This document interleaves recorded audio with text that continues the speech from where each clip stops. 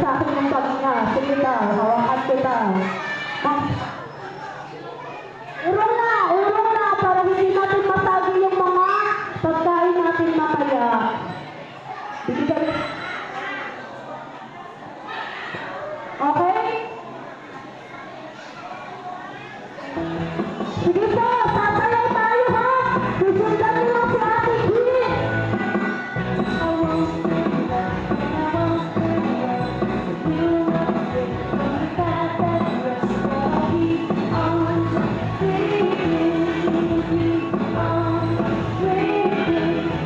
Follow, follow, follow Jesus.